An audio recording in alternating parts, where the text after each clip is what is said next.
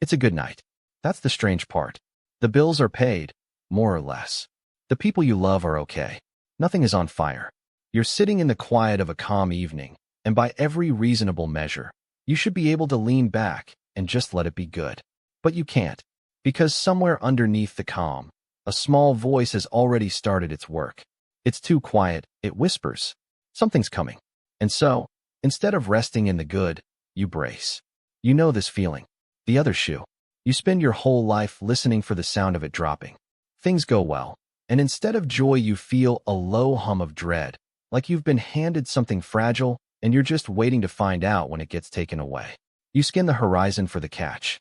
You read the small print of your own happiness, certain there must be a clause somewhere that ruins it. And the better things get, the louder that voice seems to get. So why is it that the moment life finally gives you something good, the first thing you do is flinch? The first thing I want you to know is that it is not just you. This has a shape that almost everyone recognizes.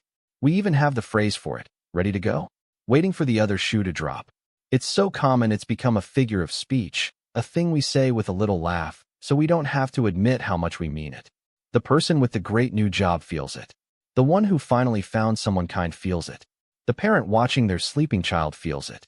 We are a whole species of people standing in good weather, squinting at the sky, sure the storm is just running late. And here is where it gets stranger than you'd think. The bracing doesn't actually come from the bad times. It comes from what the bad times taught you. Somewhere along the way, your brain ran an experiment. Good things happened, and then they got taken. Calm came, and then it broke. And it learned a lesson it thought was wise. It decided that the safest thing to do, the only smart thing, was to never be caught off guard again. So before we go any further, let me take something off your shoulders, because I think I know what you've been telling yourself. You've been thinking you're broken.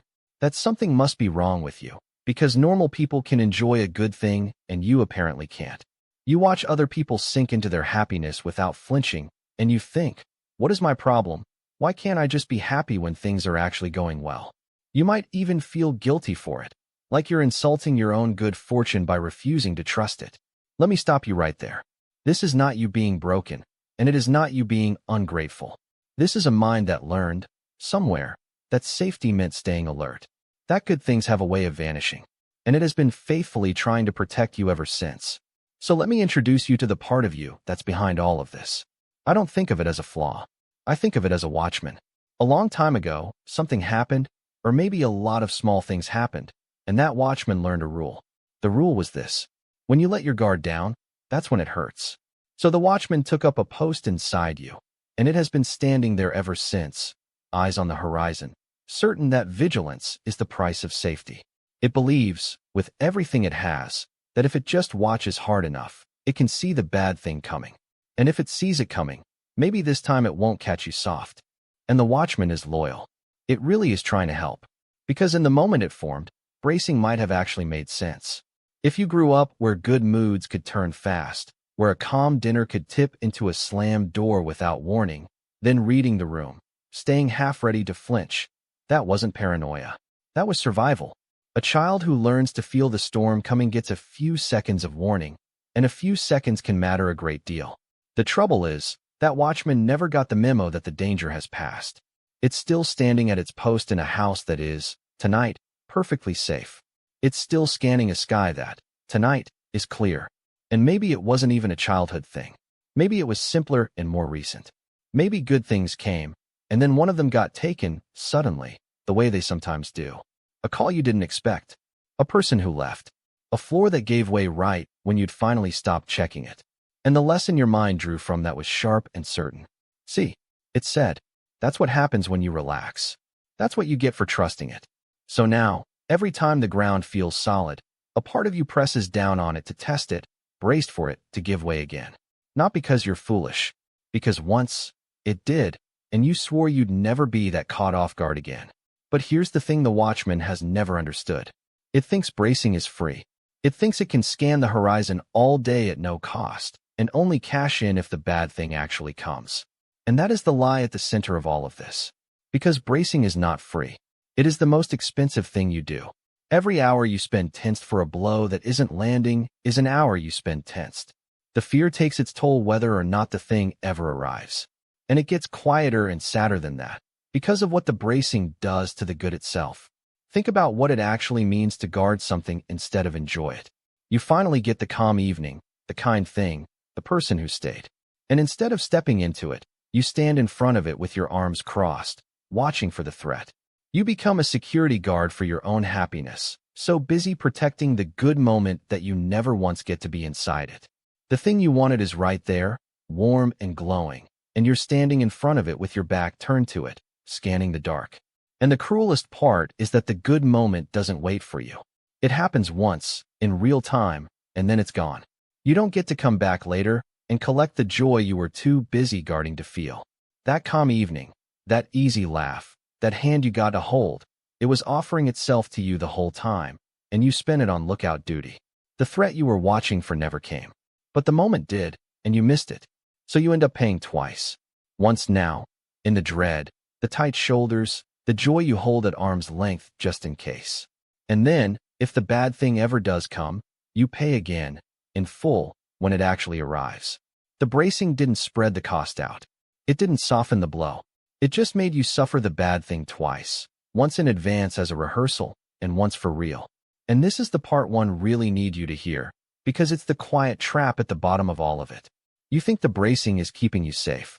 You think that if you stay alert, you'll be ready, you'll see it coming, you'll somehow be in control of the hurt when it lands. But bracing has never once stopped a single bad thing from happening. Not one. The hard things that came in your life, they came whether you were tensed or not. The watchman watching the horizon did not change the weather. All it ever did was rob you of the clear days in between. You guarded the gate so carefully that you forgot to ever walk through it into the garden you were guarding. It would be easy to leave it there, in the dark. But I don't think that's the real truth of it. So here, gently, is the turn. The bad things in life are going to come or not come entirely without your permission. That's the hard part, and also, strangely, the freeing part. You don't have to hold up the sky. You were never the thing keeping it up. The bracing you've been doing all these years, the constant low hum of vigilance, it was never actually load-bearing. You can set it down, and nothing will fall that wasn't going to fall anyway. The watchman can step off his post, not because the world is safe forever, but because his watching was never what kept you safe in the first place. And what's underneath the bracing, when you let it soften, is something tender. The reason you flinch at good things is that you have learned how much they're worth. You only guard what you treasure. The dread is just love with its fists up. So the goal was never to stop caring about the good things. It's to finally let yourself have them while they're here. To understand that a good moment is not a debt you'll have to pay back later. It is just a good moment. It does not owe the universe anything, and neither do you. So here is the permission, and I mean it as gently as I can. You are allowed to let good things be good. You are allowed to feel the calm evening without searching it for the catch.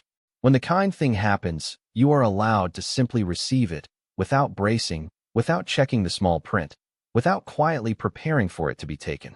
Not because nothing bad will ever come again. Things will come. But because the bracing was never protecting you from them.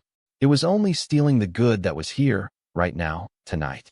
So picture it again, this exact moment, the calm one you started in. The quiet room. The good enough night. And this time, just for a second, try not to guard it. Try to let your shoulders come down. Tell the watchman, gently, that he can rest. That you see how hard he's worked, how long he stood his post, and that he's allowed to sit down now. The horizon will still be there. It just doesn't need both of you staring at it all night. The next hard thing, if it comes, will arrive on its own schedule, and you will meet it then, with everything you have, the same way you've met every hard thing so far. You have a perfect record of surviving them, by the way. Every single one. But that's tomorrow's business, or next week's, or maybe never's. It is not tonight's. Tonight, the shoe is not dropping. Tonight is just quiet, and good, and yours. Don't let the fear of losing it be the thing that makes you lose it. If this felt like I was describing your exact night, then you are not alone in it, not even a little. We make these for nights like this. For the people who hold their good things a little too carefully, afraid of dropping them. So stay a while. Breathe. You're allowed to let it be good. The lights are on.